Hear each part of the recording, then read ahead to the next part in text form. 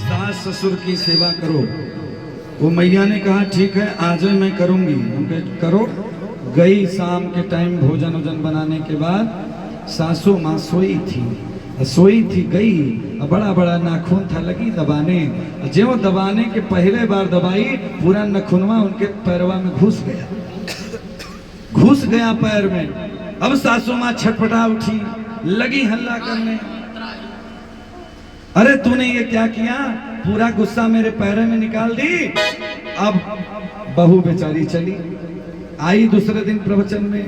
उसने कहा कि बाबा आपने कहा था सेवा करना, मैं जब सेवा भी करने जाती हूँ तो हल्ला करती हैं, झगड़ा करती हैं, यहाँ तक कि मेरे मायके में बाप के यहाँ तक चढ़ती हैं। हमने कहा एक काम करो, आज जाओ और उनकी आरती करना, क्योंकि भगवान कहते हैं कि गहना पहिना बेका गुण सीता जानहु, गहना पहिना बेका गुण सीता जानहु, गहना कुल रीति के निधान, जय हो सीताराम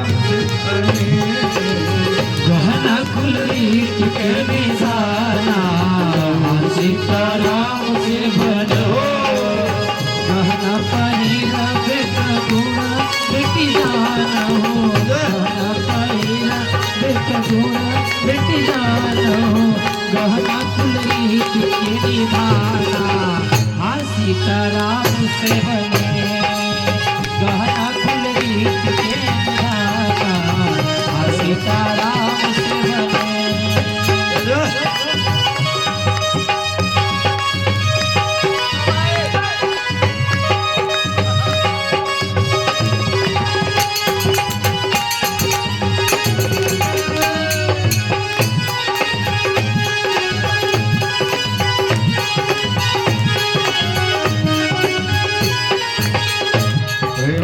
भक्तवत्सल भगवान की जय।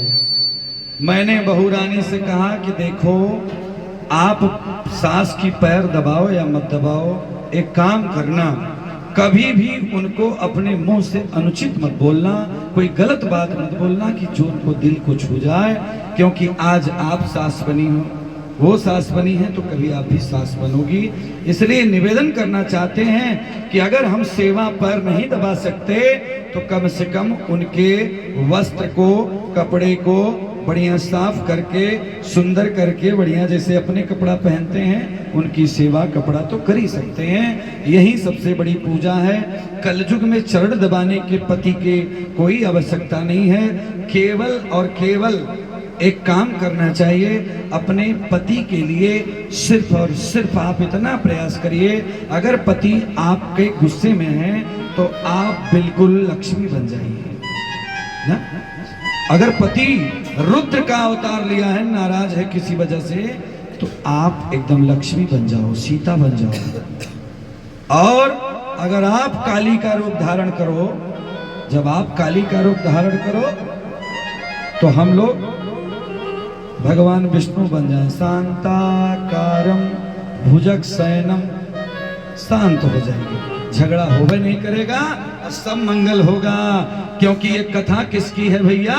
मंगल भवन अमंगल हारी, मंगल भवन अमंगल हारी, मंगल हारी, मंगल भवन अमंगल हारी,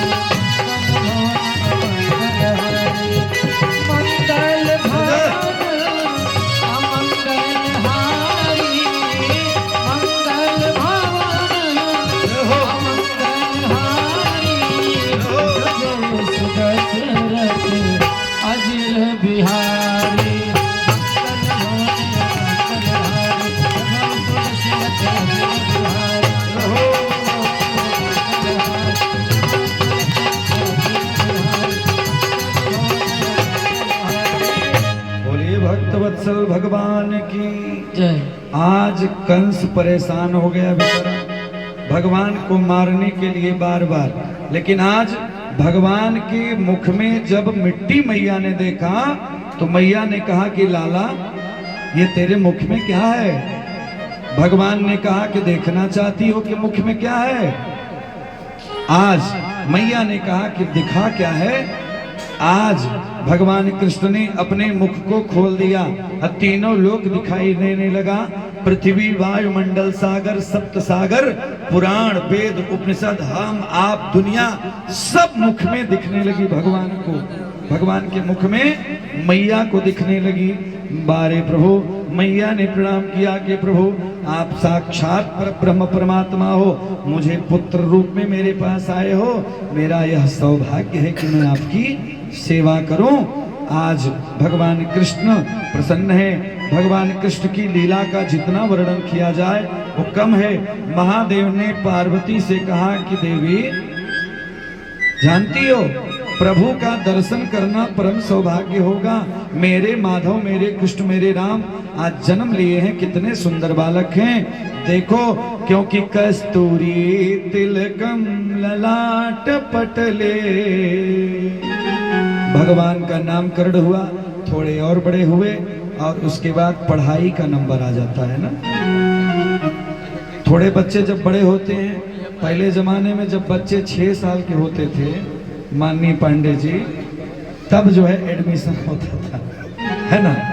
स्कूल में एडमिशन 6 साल पर होता था।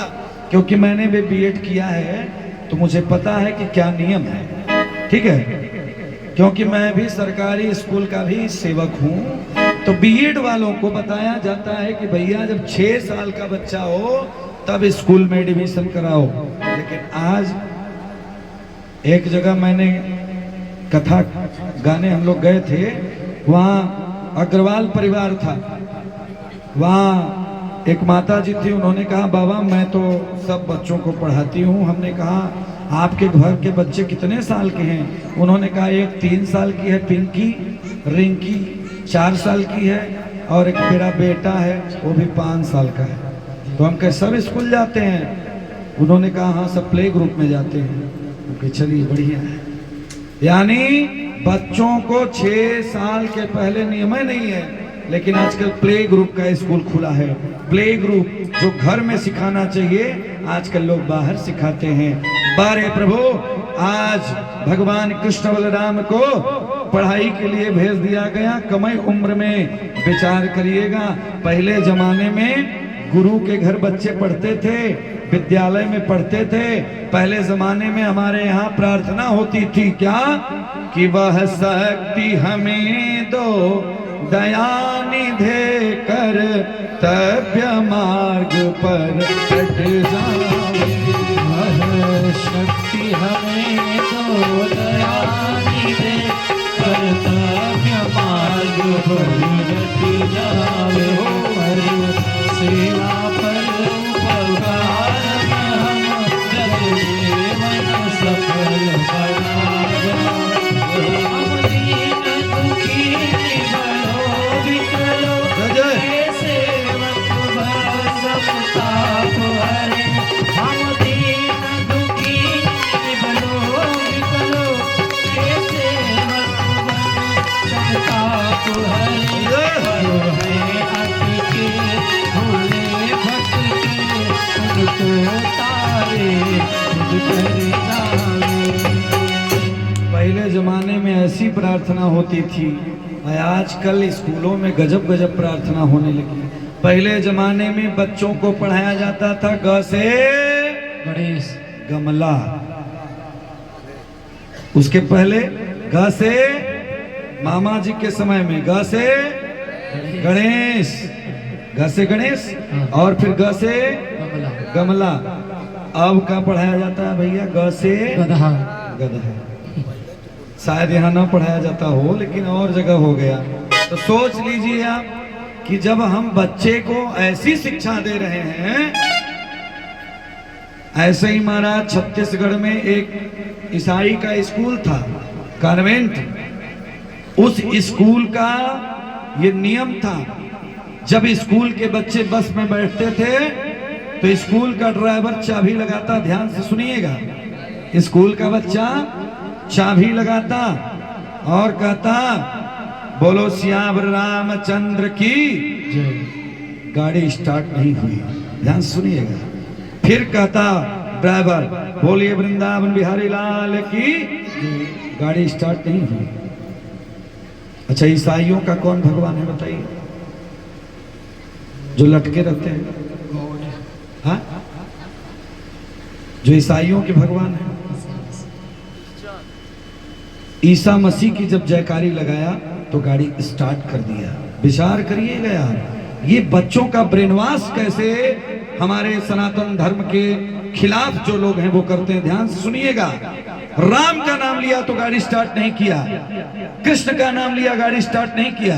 ड्राइवर वही है, क्योंकि स्कूल वाले ड्राइवर से समझाए हैं कि गाड़ी स्टार्ट मत करना राम के नाम पे, क्योंकि बच्चों का जब ब्रेन वॉश करोगे तो सनातन धर्म को तोड़ दिया जाएगा। लेकिन बारे प्रभु, सनातन धर्म को न कोई तोड़ा है न तोड़ पाएगा जब तक हमारे यहाँ एक से एक युवा, एक से एक कर्णधार भारत में रहेंगे। जब ईसाई का नाम अर्थात नाम लिया तो गाड़ी स्टार्ट।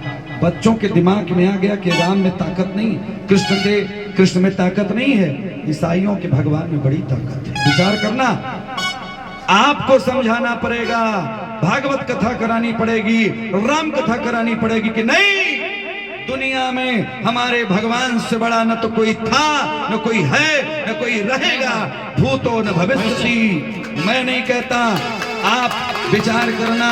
भगवान कृष्ण माधव चंद्र ने कहा कि सुनो अर्जुन, दुर्योधन रथ कब समझाई बाता, रथ कब समझाई बाता, रथ कब समझाई बाता।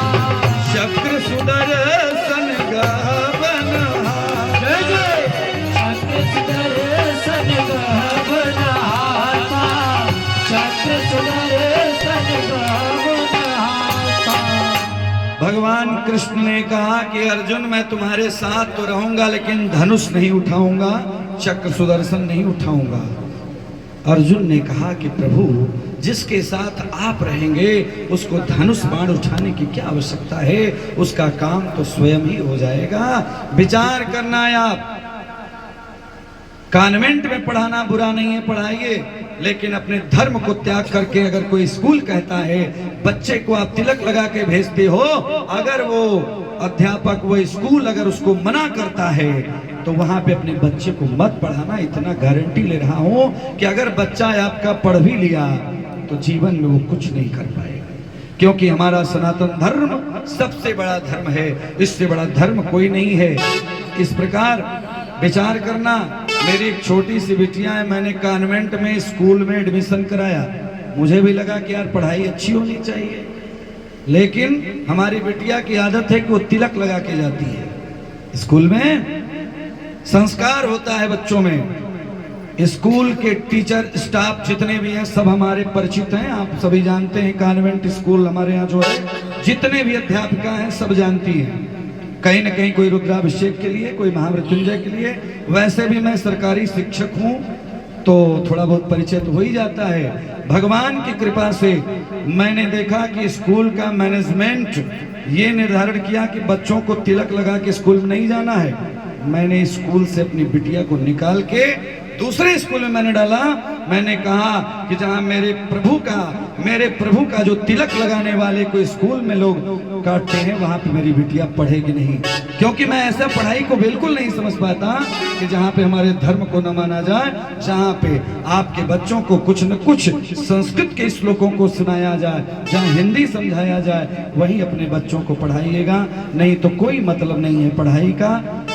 विचार करिएगा आप, दुनिया में लड़का लड़की पढ़ करके डॉक्टर, इंजीनियर, साइंटिस्ट बनेगा, अमेरिका चले जाएगा और माता पिता मृत्यु हो जाएगी, लेकिन श्मशान में चिता देने भी वो नहीं आएगा। कहेगा कि भैया भाई कोरोना काल है, वीजा और पासपोर्ट नहीं बन पा रहा है, मैं नहीं आऊंगा। घर में रहना, देश में रहना, लेकिन जब भी रहना तो भगवान के सानिध्य में रहना, क्योंकि भगवान का सानिध्य बड़ा गजब का है। आज मैया ने भगवान को पहचान लिया। धीरे धीरे समय व्यतीत हुआ और क्या हुआ, अरे गुरु गृह गया पढ़न रघुराई, गुरु गृह गया पढ़न रघुराई, गुरु गृह रघुराई, गुरु गृह गया पढ़न रघुराई, गुरु गृह पढ़न रघुराई। अल्पकाल सब विद्या पाई, अल्पकाल सब विद्या पाई, अल्पकाल सब विद्या पाई, अल्पकाल सब विद्या पाई। गुरु के घर पढ़ने के लिए गए भगवान कृष्ण बलराम। थोड़े ही समय में सारे विद्या के निपुण बन गए, यज्ञोपवीत संस्कार हो गया। भगवान आज भगवान के एक सखा मिले, उस सखा का नाम है सुदामा जी ना, बचपन के मित्र हैं भगवान के। धीरे धीरे धीरे समय व्यतीत हुआ, स्कूल में रहे, बड़े प्रेम से गुरु के प्रति भक्ति। गुरु जी ने कहा कि बेटा जब भी करना ना तो समाज का भला करना, ना कोई छोटा है ना कोई बड़ा है, क्योंकि भगवान श्री राम जब आए ना तो केवट को भी अपना मित्र बनाए और निषाद राज को भी अपना मित्र बनाए। इतना ही नहीं, सबरी को अपनी मां बना दिया। आप लोग विचार करना, भगवान श्री राम जब गंगा जी के किनारे गए तो केवट से उन्होंने क्या कहा कि केवट भैया मुझे पार लगा दो उस तरफ। क्या कहा कि पानी कठौता भरी लैयावा,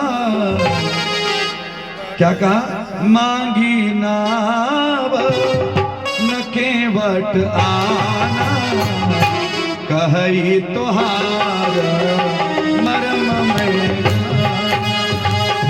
मांगी नाव न केवट आना, मांगी नाव न केवट आना, कही तुहार मरण में गाना, कही तुहार मरण में गाना।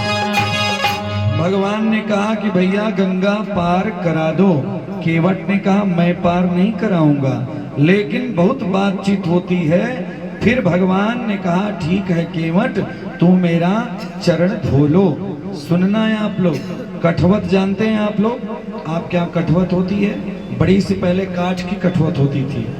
कितने लोग के घर में कठवत है? कठवत काठ वाली नहीं है? वाह, माता जी के यहाँ तो होगी ही कठवत काठ वाली। किसी ने देखा है काठ वाली कठवत? लकड़ी वाली नहीं देखा? तो काठ की कठवत, विचार करना। अच्छा एक प्रश्न और, कि जल में और पानी में अंतर है कि नहीं है? जल में और पानी में अंतर है या नहीं है? जल पानी में अंतर है कि कई है? यजमान जी बताएंगे, आज प्रदोष का व्रत भी है। जल पानी में क्या अंतर है? एक ही है ना? हा? लेकिन विचार करना, केवट कितना विद्वान है इसी को मैं बता रहा हूं। आज भगवान कृष्ण को गुरुजी पढ़ा रहे हैं क्या कि भैया पानी और जल में क्या अंतर होता है, केवट से सीखना। केवट को जब भगवान ने कहा कि ठीक है तो मेरे चरण को धो लो, तो केवट कितना विद्वान है। भारत में नाव चलाने वाले को विद्वान कहा गया है। केवट राम रजाय सुपावा, पानी कठौता भरी ले आवा। राम जी ने कहा चरण धो लो, गया अपनी पत्नी को लिया और कठवत लिया। कठवत में क्या लिया? पानी लिया। था गंगा जी के किनारे, गंगा जल नहीं लिया, क्योंकि गंगा जल से चरण को तो नहीं धोएगा ना। पानी कठौता, पानी लिया कठवत में, और पानी कठौता भरी लैयावा, पानी कठौता भरी लैयावा। पानी से भगवान के चरण को धोया और पूरा चरणोदक अर्थात वो जल पूरे अपने समाज को खिलाया पिलाया। आज पूरा परिवार भगवान का भक्त बन गया। मेरे कहने का इतना मतलब, जल वो है वही पानी, वही बोरिंग से निकला हुआ पानी आप अपने को पीते हैं, वो पानी है। भगवान के यहाँ आप ले जाते हैं तो क्या है? जल। हमारे ब्राह्मण देवता लोग जब भी आप लोग से मंगाते हैं अपने लिए, वो पानी है। वही पानी भगवान के लिए आएगा पूजा में, तो कहते हैं भैया एक बाल्टी जल लाइए, है ना। तो जल और पानी में अंतर है। बोले वृंदावन बिहारी लाल की जय। कृष्ण भगवान आज विद्वान बने थोड़े समय में, अल्प समय में, और आज अपने घर की तरफ आए और बड़े प्रेम के साथ। अब क्योंकि जब बच्चे बड़े हो जाते हैं तो उनके दोस्त मित्र भी बनने लगते हैं धीरे धीरे, है ना। अनुज सखा संग भोजन करही, मात पिता आज्ञा अनुसरे। बच्चे जब थोड़े बड़े होते हैं तो उनके मित्र भी बनने लगते हैं, दोस्त भी बनने लगते हैं। विचार करना, बड़े भाव से आज भगवान के मित्र बनने लगे और सब आज मिलकर के गेंद खेलने लगे। और गेंद खेलते खेलते कहाँ चली गई? काली दह में, दह में चली गई। और भैया वहां पर कालिया नाग रहता था, और उस नाग को ऐसा भाव था, ऐसा आशीर्वाद था, श्राप था कहिए, कि जब भगवान आएंगे, आशीर्वाद है उसे समझिए कि भगवान आएंगे और तुम्हारे ऊपर जब नृत्य करेंगे तब समझ लेना कि तेरा उद्धार हो गया। बाल गेंद, गेंदा या चली गई काली दह में, और इधर सारे बच्चे लगे रोने। भगवान ने तुरंत अपना मुरली रखा और भगवान झटपट अपना उपवस्त्र निकाला और कूद गए। भगवान गए और जाकर के वहां पर, वहां का मालिक है आज नाग, उसने कहा कि मैं ऐसे इसको छोड़ने वाला नहीं, छोटे से बच्चे हो, तुम्हारे जीवन का अंत हो जाएगा। भगवान ने कहा कि तू नहीं जानता कि मैं कौन हूँ। मैं कौन हूँ? कालम महाकाल कालम कृपालम, कालम महाकाल कालम कृपालम।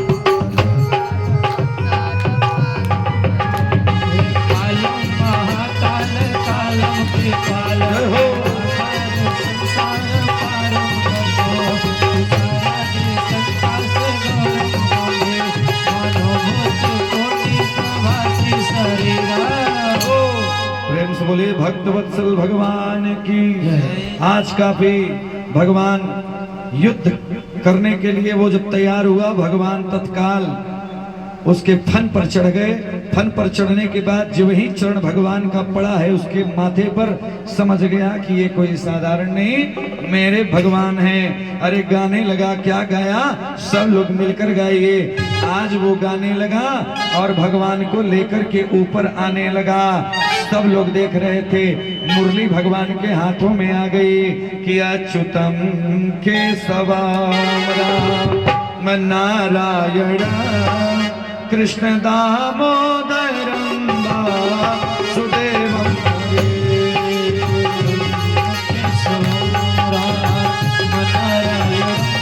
कृष्ण दामोदरम वासुदेवम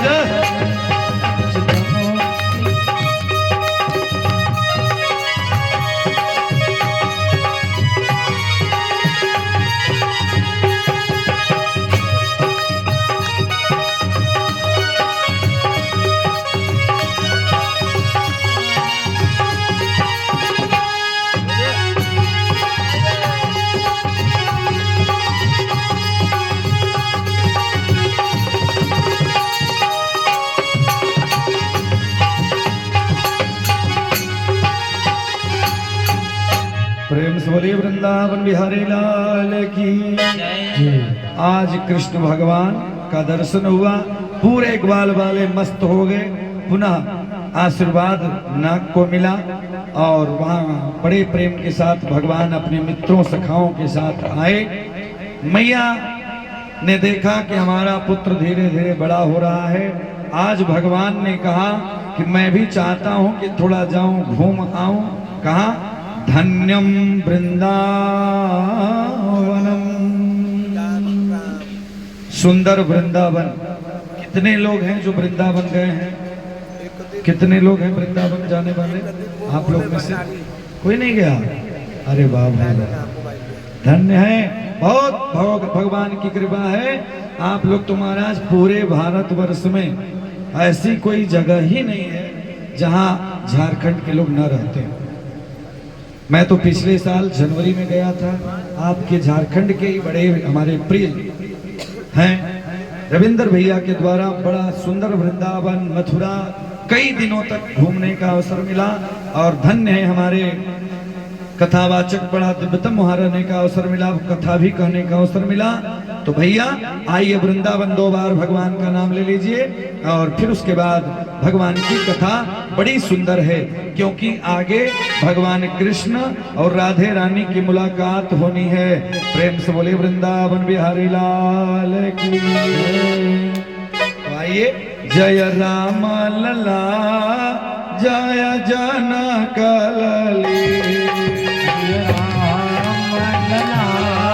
जय जनक लली, जय राम लला जय जनक लली, जय जय लक्ष्मण बजरंग बली, जय जय लक्ष्मण बजरंग बली, जय जय लक्ष्मण बजरंग बली, जय नंद लाला वृषभानु लली, जय नंद लाला वृषभानु लली, वृषभानु लली, जय जय वृंदावन को जगली, वृंदावन को जगली, जय राम लला जय जनक लली, जय राम लला जय जनक लली, जय